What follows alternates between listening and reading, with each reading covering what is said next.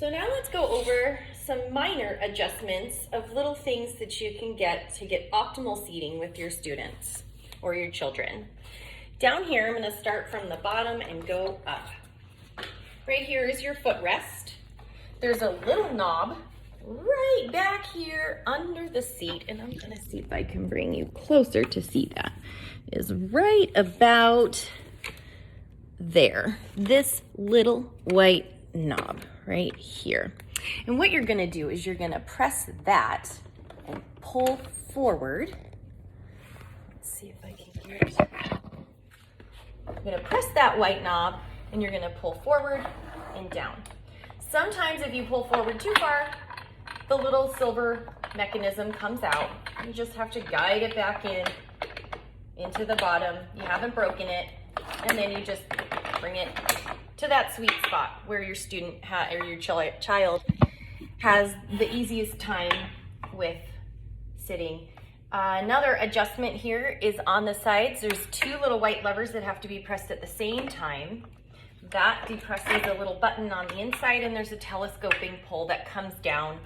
So you can adjust here for length, and then also back here for angle. This is a pad. Sometimes, every once in a while, we find that the pads come off.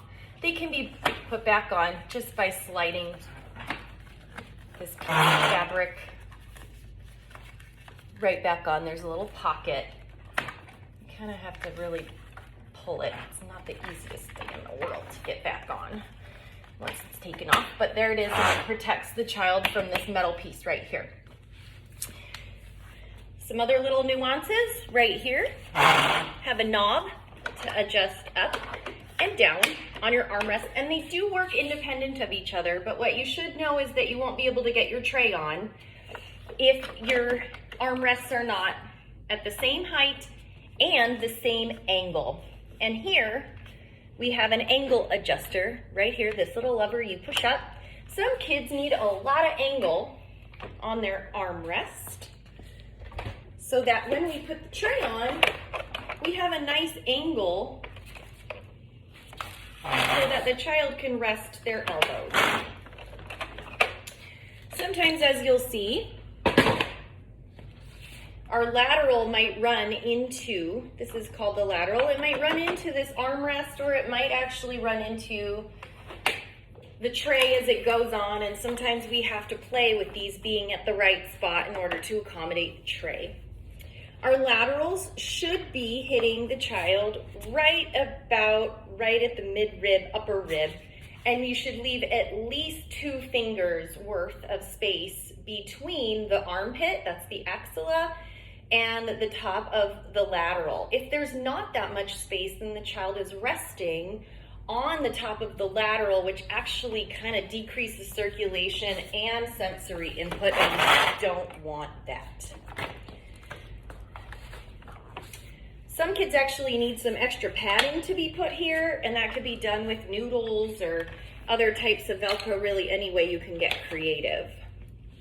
Back here is the adjustment for the lateral. So this is just a little knob, and you can bring the lateral up or down. This little guy is kind of stuck, but it can come up or down.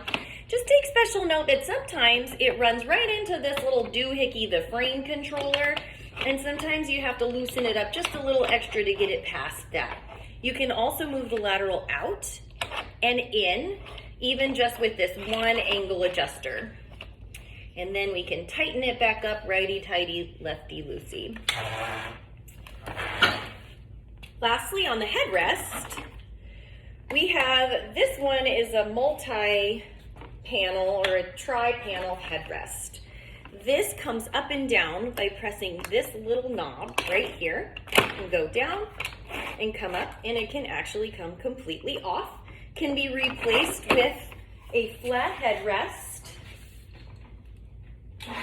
which looks like this. So for your student that has fine head control, this actually is just more than enough of a headrest. For your student that maybe needs a little bit more side-to-side head control, then the triplanar is one of the best options.